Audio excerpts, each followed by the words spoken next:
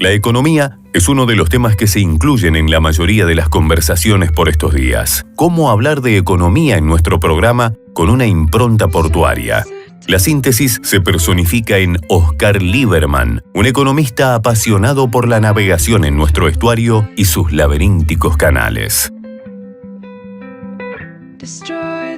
Bueno, esta es mi casa, digamos. Uno paga el impuesto a tener otra casa diferente a la que uno elige, que es esta. Estar en el mar es el lugar donde uno elige vivir. Y bueno, y el puerto, viste, que es como una comunidad que te hace sentir contenido acá en el lugar que es tu medio, que es el mar.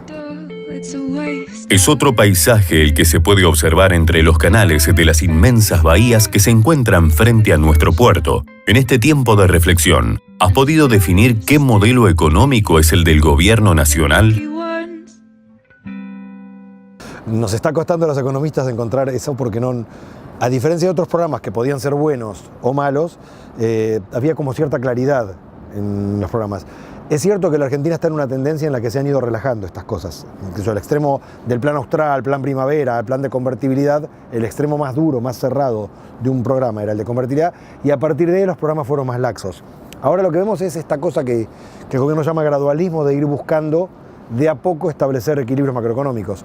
Se han hecho un montón de cosas bien y se están haciendo, pero hay cosas que en la economía no se pueden hacer en forma gradual y que hacerlas en forma gradual terminan generando el mismo costo social que hacerlas de shock y además estiran la agonía, ¿no? del problema. Así que me da la impresión que este gobierno está todavía buscando cuál sería su modelo de referencia, y la aspiración que uno tiene es que, superado esta instancia electoral que todos los gobiernos sufren, ¿no? Esta cosa de que está la elección intermedia y es como que queda muy poco tiempo entre que el gobierno inicia y llega a la elección intermedia para gestionar.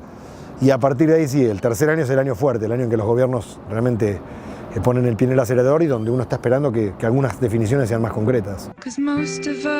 Hay indicadores que muestran oscilaciones positivas y negativas, pero todos en porcentajes comparativamente bajos.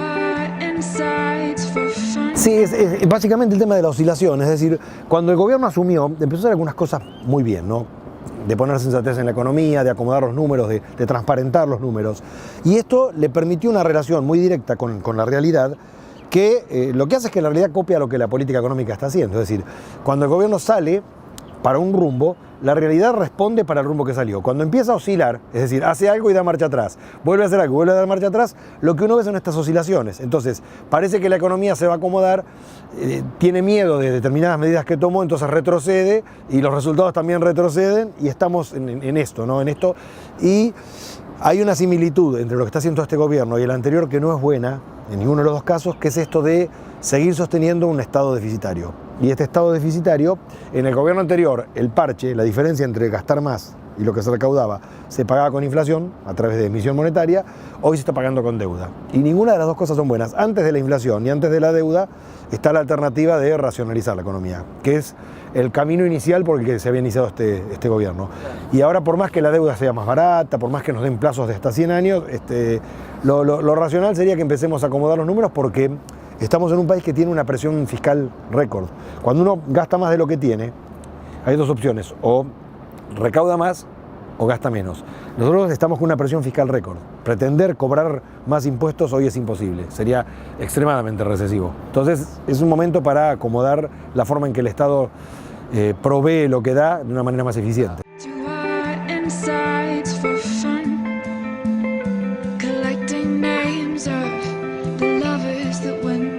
Porque han instalado esta idea de que esto es un ajuste y el ajuste es malo. En realidad, el ajuste no es malo per se. Si yo en mi casa gasto más de lo que me ingresa, más vale que tengo que ajustar, porque vamos a terminar perdiendo la casa, que es lo que nos pasa históricamente en la Argentina, que entramos de default en default, de problemas de evaluaciones, porque queremos vivir más en nuestras posibilidades. El problema es quién ajusta. Es decir, naturalmente el Estado no tiene que ajustar en donde se necesita que esté el Estado, en el gasto social, en la educación, en la salud, en la justicia y la seguridad. Al revés, lo que uno tendría que hacer es que ahí se sea más eficiente, que el dinero que está mandando y más dinero que se mande ahí llegue verdaderamente a la gente, y no como pasa hoy en día, donde más de la mitad del dinero que se destina a eso queda en la administración, ¿no? Es como que la burocracia del Estado es muy costosa para lo que realmente le llega a la gente. Ahora, hay otra parte del Estado, Hoy en día, vivir en el Estado es un privilegio. Se trabaja menos días, hay estabilidad en el cargo, uno ve nuestros políticos, el tren de vida que llevan, los sueldos que cobran, los autos en los que se manejan los viáticos. O sea, la suma de todo eso, multiplicada por todos los municipios del país, por todas las gobernaciones del país, por todos los congresos provinciales y nacional, es un montón de plata. Entonces, ahí sí se puede ajustar. Y que se ajuste ahí no lo sufre la gente, lo va a sufrir el político, obviamente.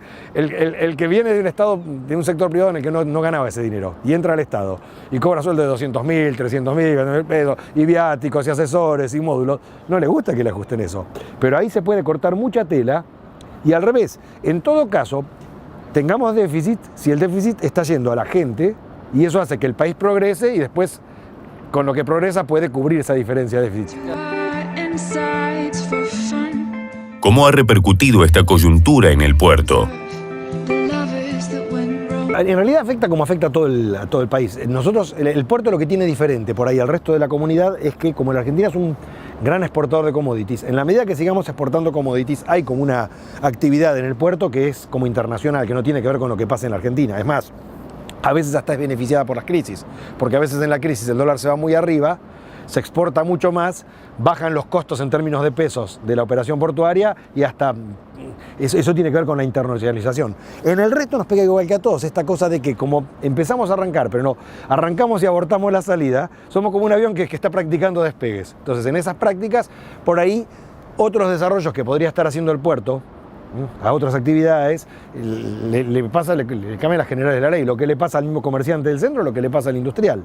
Y es donde el gobierno tiene una oportunidad muy buena, porque lo que ha hecho bien podría cerrarlo con estas cosas. Lo que pasa es que lo que por ahí cuesta instalar en la gente son estas pseudo verdades, ¿no? Donde pareciera que el que quiere hacer las cosas bien, si tienen un costo es malo, y el que les dice que se pueden hacer tomar medidas y corregir los problemas sin costo es bueno. Sí, si yo voy a un médico que me dice fumá todo lo que quiera, tomá todo lo que quiera y comé todo lo que quiera, que igual vas a estar flaco, sano y te va a ir bien, y me va a quedar más simpático que el médico que me pone a dieta, me hace cuidar del colesterol y me manda a hacer gimnasia. Ahora, cuando uno está sano, puede escuchar cualquier cosa. Cuando uno está con problemas como estamos nosotros, hay que escuchar al que tiene una receta buena. Y en economía no hay almuerzos gratis. Hicimos macanas antes, arreglarlas tienen un costo. Lo que hay que buscar es que ese costo no lo pague el que menos tiene, sino que la distribución de esa carga sea distinta y que se asegure no la cosa, esa cultura subsidiaria que tenemos, donde al que le va bien le tiene que dar al que le va mal. No, donde se genera lo que tenía la Argentina de antaño, la Argentina de nuestros abuelos y de nuestros padres cuando eran chicos,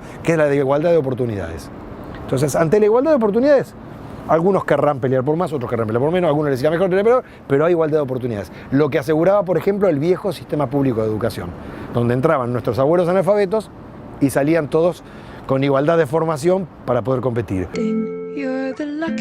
Ante estas variables macroeconómicas, ¿qué margen de acción tenemos a nivel local? Hay margen de acción y no hay margen de acción. Es un margen reducido y las últimas décadas del país volvieron a centralizar, el país se volvió muy federal y le dejó muy pocos recursos. Nosotros tenemos la pirámide tributaria al revés. Y eso ya es un problema, porque si el que está cerca de la gente es el gobierno municipal, tenemos que hacer como Estados Unidos, por ejemplo, cobrar, que el que más impuestos te cobre de la pirámide sea tu propio gobierno local y es el que más cosas te dé. Y no el federal, que te lo cobra, lo mezcla y lo reparte como quiere, según como quiere. En eso hemos retrocedido. Igual hay cosas que se pueden hacer. Esta cosa de sumar las partes, de integrar. Por ejemplo, si tenemos un polo petroquímico y nuestro polo provee a industrias que elaboran partes de otras industrias que están en Córdoba o en Rosario, ¿por qué mandarle la materia prima, si el flete es el mismo, y no mandarle el producto terminado? ¿Sí? Si acá tenemos una gran concentración de granos y de carnes que se utilizan para elaborar alimentos, ¿por qué no tratar de desarrollar alguna industria agroalimentaria aquí para que el puerto también pueda movilizar mercancías con mayor valor agregado? Como se hizo en su momento en combustible, no fue toda operación de crudo, sino se empezó a dar algún grado de transformación. Y en eso en Bahía Blanca todavía podemos hacer mucho, porque Bahía Blanca tiene ventajas para hacer esto, y quizás el desafío, que es lo que este gobierno tiene que asegurar desde lo central, para que baje después a los municipios, es parecernos un poco al modelo italiano en el sentido de que haya más pyme con pyme. La Argentina tiene muchas asimetrías en las escalas de cada cadena de valor. Entonces, por ejemplo, el pyme le compra uno muy grande y le vende a uno muy chico o le vende a uno muy grande. Entonces no hay parecidos entre las partes de la cadena, son como eslabones de distintos tamaños. Entonces, ¿qué es eso? Un pyme va a comprar envases y el tipo que le vende envases le dice, bueno, nuestra escala mínima para venderte son 500.000 envases. Y el tipo dice, yo estoy pensando en una escala de 50.000 por año. Entonces le queda gigante y no puede desarrollarse. Entonces, esta cosa de que uno ve en Italia que el fabricante pyme, el que le vende los insumos, el cliente y el que está en el medio, tienen escalas muy parecidas. Entonces, aquí todavía podemos, y ahí podemos tallar bastante, se puede trabajar mucho porque hay mucho espacio vacío entre el comerciante del centro y el grano a granel que sale de acá, ¿no? o el industrial pequeño que le vende a la construcción local. Hay muchos casilleros para llenar. Ahí, yo en eso siempre tengo una esperanza grande porque creo que los bahienses, más allá de que el modelo argentino ha sido en las últimas décadas muy federalista, unitario, muy de centralizar, creo que todavía podemos llenar un montón de cosas.